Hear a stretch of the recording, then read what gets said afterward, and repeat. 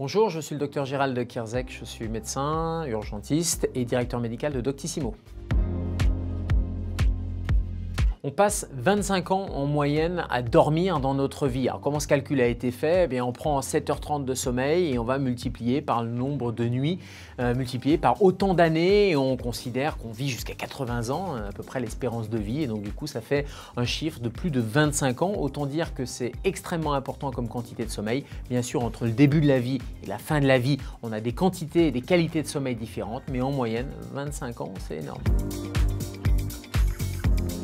On ne perd pas de temps quand on dort, parce que quand on dort, on fait des choses. En particulier, on se répare. C'est pour ça qu'on parle de sommeil réparateur ou récupérateur. Il y a plusieurs phases dans le sommeil, et une de ces phases-là, c'est le sommeil long profond par exemple. Et cette phase de sommeil, elle est extrêmement importante pour pouvoir apprendre, garder en mémoire, de pouvoir réparer aussi le corps. On sait qu'il y a des interventions psychiques, on sait que le cerveau va beaucoup travailler, mais on sait aussi que le corps va se réparer, en particulier le système immunitaire, le système cardiovasculaire. Il y a beaucoup d'hormones aussi qui sont sécrétées. Bref, on ne perd pas son temps quand on dort. Le nombre d'heures de sommeil recommandé est autour de 7h30, 8h pour un adulte. Plus pour un ado ou pour un enfant, ça peut aller jusqu'à 12 heures pour un enfant.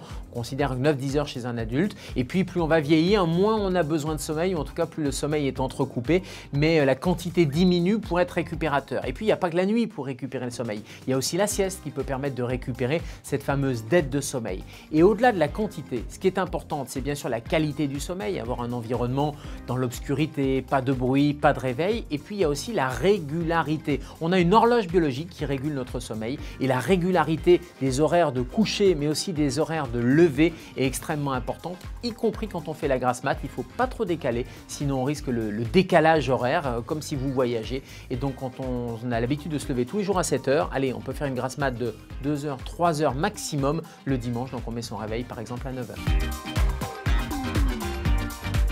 Le manque de sommeil peut réduire notre espérance de vie. En tout cas, une quantité insuffisante de sommeil ou une qualité insuffisante de sommeil, par exemple à cause du syndrome d'apnée du sommeil, ces fameuses apnées du sommeil, causent des facteurs qui peuvent jouer sur notre mortalité et sur notre espérance de vie. Ça donne des maladies cardiovasculaires, ça donne des risques d'accidents vasculaires cérébraux par exemple. Donc on voit bien qu'un manque de sommeil a des effets négatifs sur notre santé. Et puis le manque de sommeil, ça peut jouer sur notre espérance de vie, tout simplement parce que ça crée des accidents. Si vous êtes somnolent la journée ou au travail, vous avez un risque d'accident qui est supérieur. Ça peut aussi impacter négativement notre espérance de vie. Et on sait que les travailleurs de nuit, en particulier les femmes, je pense aux collègues infirmières qui sont postées travail de nuit, on sait qu'il y a un surrisque de cancer du sein par exemple. Donc on voit bien que tous ces facteurs-là sont des facteurs de risque de réduction de l'espérance de vie. Ça veut dire qu'il faut essayer de rattraper et ne pas se mettre en dette de sommeil, et qu'il faut